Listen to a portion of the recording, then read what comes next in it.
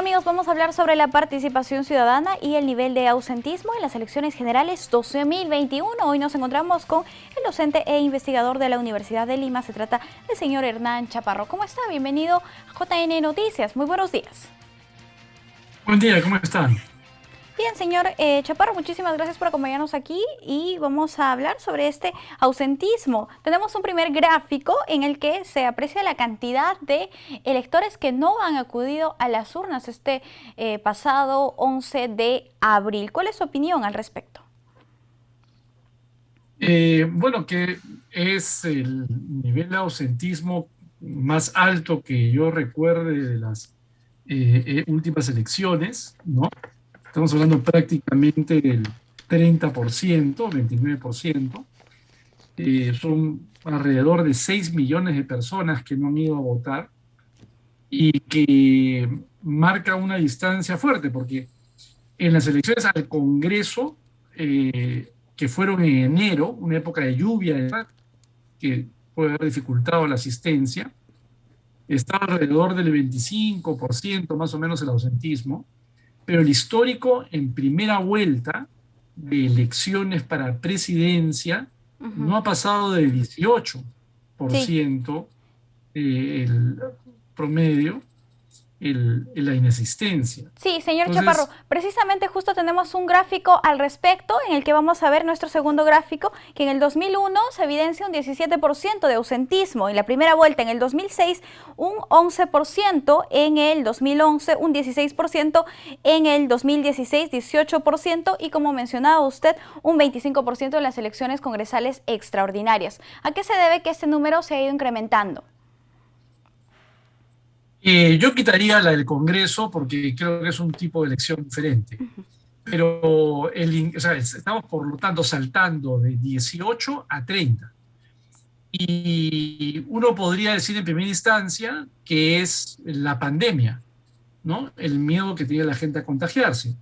Pero resulta que en Ecuador, tanto en primera vuelta, que fue hace un mes aproximadamente las elecciones en Ecuador, en una pandemia semejante a la del Perú, la asistencia fue exactamente igual que la histórica, y por lo tanto el ausentismo igual que el histórico, 20%. Entonces, la situación de pandemia, todo en Ecuador, que la gente fuera a votar. Entonces, yo creo que acá el factor esencial y que ha hecho que se pase de 18, si quieres redondeamos, 20 a 30, que finalmente es un crecimiento en 50%, o sea, 20 para 30, tienes que crecer Claro. 50% de ausentismo, es un montón. Creo que tiene que ver con la mala relación que tienen eh, estos grupos electorales, llamados partidos, con la ciudadanía, ¿no? Claro. Y el descrédito y la desconfianza, y que se ha pasmado en esta fragmentación. Así que yo no creo que se deba explicar, en todo caso, esos 10 puntos de diferencia solo por la pandemia, ¿no? Creo que una buena parte ahí tiene que ver con el descrédito de las agrupaciones electorales entre la ciudadanía. Claro, y como mencionaba, prueba de ello es la tendencia que se tiene de hace varios años atrás. Así es, o sea, no, y el comparativo, o sea, la te permite hacer un tipo de comparación, pero digamos, en este caso, para bien, el vecino ha tenido elecciones de primera vuelta hace un mes con pandemia, ha tenido el mismo día, domingo, también elecciones, claro, y de nuevo su asistencia, o la asistencia en Ecuador, en segunda vuelta, histórico de lo que es la asistencia en segunda vuelta en Ecuador. Entonces la pandemia no los ha afectado, ¿no? Entonces, y lo cierto es que en términos de organización, si bien hubo este problema, que entiendo se va a corregir para la segunda vuelta, de haber puesto a gente de tercera edad o en alguna condición de dificultad, o sea, haber recomendado, ¿no?, que el primer horario sea ese, eh, y que generó algún nivel de dificultad. Sin embargo, a las 10:30 de la mañana, más o menos, ya estaban abiertas el 99% o por ahí de mesas. O sea, eso se resolvió rápidamente con todos los voluntarios, en fin, una serie de medidas que se tomaron. Y entiendo, habría que calcular luego eh, cuántos que fueron en la mañana tuvieron que volver a votar, ¿no? Pero pensaría que es un porcentaje relativamente pequeño porque finalmente ese segmento de edad es alrededor del 8%, tampoco es tanto. Y de ellos algunos se quedaron, otros se fueron a casa y han vuelto para ir a votar más tarde, que con más tranquilidad, a mediodía, de lo que yo he podido recoger. Ujú. Entonces ese no ha sido una incomodidad, pero no impacto final del porcentaje de Claro, ausentismo, ¿no? ujú, perfecto. Vamos a analizar ahora el impacto en las regiones, el ausentismo. Precisamente vemos en este gráfico que regiones como Amazonas, seguido de Loreto, después Cajamarca y Pasco son las que tienen mayor ausentismo. Estamos hablando de un 39,9% de ausentismo, que ya casi llega al 40%. ¿Cómo se podía interpretar que en estas regiones han acudido menos a votar los electores? Pero mira, hay regiones, no tengo a la mano en este momento la información, pero hay muchas regiones en el país que tienen esos niveles de ausentismo. ¿Ah?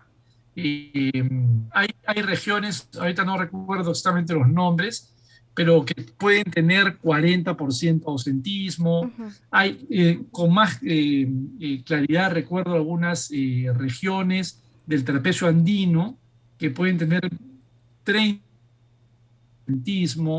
¿no? Porque las condiciones, por varios motivos. Uno de ellos es condiciones de transporte, no son fáciles en algunos casos, ¿cierto? Son zonas más rurales donde trasladarse hasta el colegio, ¿no? Que es el local de votación, perdón, es un poco complicado. Eh, y lo otro es que acuérdate que desde hace poco, digamos, la multa se ha diferenciado de acuerdo a los niveles de pobreza. Ujú. Y en regiones donde el nivel de pobreza es mayor, prácticamente no se paga. Entonces, eso, claro, en una población un poco motivada, que cuando tú haces una dinámica grupal o encuestas que hemos hecho en diferentes momentos, tú preguntas, ¿por qué va a votar? En un país donde el voto es obligatorio, un porcentaje no bajo te dice que va a votar para evitar la multa, ¿no? Entonces, si quitas la multa, la gente ya no va a votar. Ujú. Y esto ocurre en una serie de regiones donde los indicadores de pobreza son bajos. Ujú. Bien, y en el caso de los distritos de Lima, señor Chaparro, vemos que distritos como San Isidro, Miraflores, Jesús María, seguido de Lince, San Borja y Pueblo Libre son los distritos que presentan mayor ausentismo, y encabeza esta lista San Isidro precisamente con 38,5%. ¿Cómo se podría explicar esto? Recordemos que ellos sí son distritos no pobres y que sí pagan una multa elevada. Así es. Y fenómeno que ya pasó, ya ocurrió en las elecciones al Congreso, que fueron en enero, ¿no? Y en ese momento, de nuevo, uno podía decir frívolamente, ay, ay, ay, estaban en sus casas de playa. Pero ahora estamos en abril, ¿no? Ah, por la pandemia también estaban en sus casas de playa. Ay, no, creo que en general hay, la verdad, una actitud de poco civismo eh, y de poca responsabilidad cívica, ¿no? Ujú. Bien, esa sería la respuesta en todo caso. Ahora tenemos Así es. también un cuadro sobre la participación de los peruanos en el mundo, peruanos en el exterior. Tenemos un cuadro que evidencia que África es el continente con mayor ausentismo y estamos hablando de un 90%. Le sigue América con un 83% de ausentismo, Asia con el 80% de ausentismo, Europa con el 69% y Oceanía con el 66%. ¿Esto es una novedad o ya se viene arrastrando desde procesos anteriores, señor Chaparro? Sí, porque, a ver, de nuevo, la multa, ¿no? En el extranjero, no, a ver, pasan varias multas y, o sea, de hecho, hay poco costo para no votar eh, y alto costo no monetario para ir a votar. Parto por lo segundo. Hay un costo transaccional, o sea, se vota en los consulados o eventualmente en la embajada, pero el punto está, o en algún local, por ejemplo, en Houston se alquiló un hotel. Me imagino que para darle un poco más de motivación se daba un desayuno a la gente que iba.